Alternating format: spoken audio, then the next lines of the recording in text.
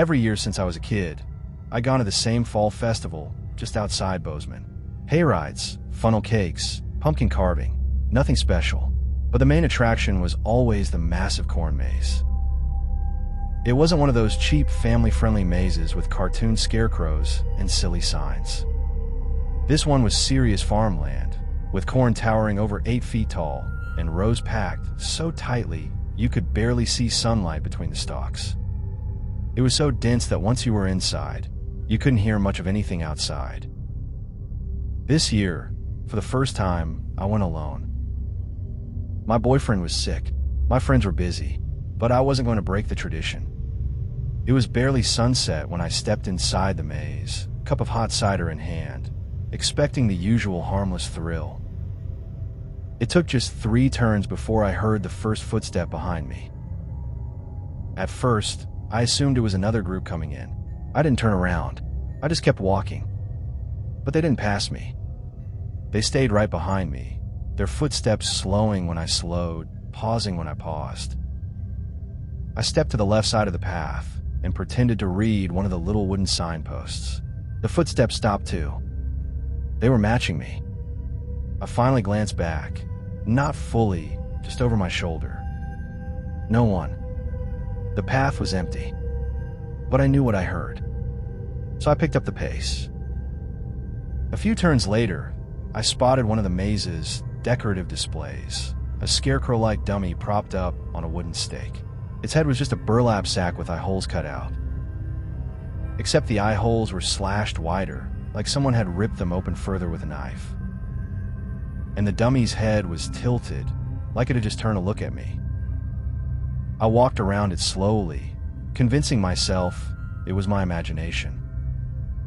Then I noticed something that made my stomach knot. There were fresh boot prints in the dirt behind it. Someone had been standing there. Maybe still was. I forced myself forward, heart pounding hard enough that I could feel it in my ears. The maze forked, left or right. I hesitated.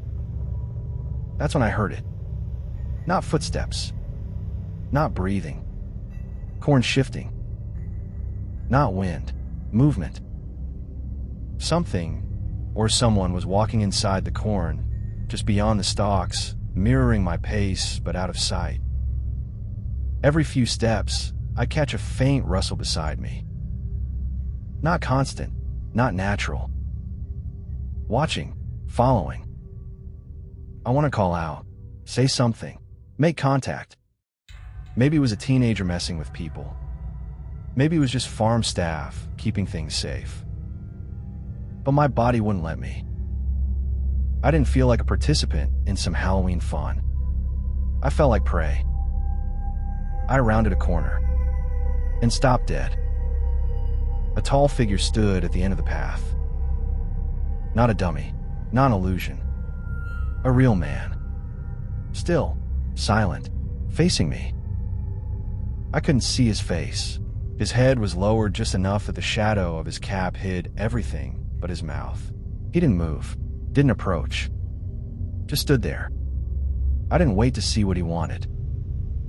I ran. I turned blindly through the maze, nearly slipping in the dirt. Behind me, running. Not frantic, not panicked. Measured, controlled. He wasn't rushing to catch me. He was hurting me. The path curved ahead, and just as I rounded it, I froze. The same burlap sack dummy from before stood in the center of the path. Only it wasn't on its stake anymore. It was propped upright, leaning forward slightly, like it had just stepped toward me. Someone moved it here. Recently. I backed away and collided with someone behind me. I didn't turn. I just sprinted forward, shoving past the dummy so hard it toppled into the dirt. I didn't look back. I didn't care about the correct exit path. I crashed straight through the corn wall, scraping my arms as I tore through the stalks and burst out into the open field. Festival lights. People. Music. Normalcy. I stumbled toward the crowd, gasping, No one noticed me. No one looked concerned. I turned back toward the maze entrance. I expected to see someone emerge. No one did. But just before I turned away, I saw it. A figure, barely visible between the corn rows, standing perfectly still, watching me.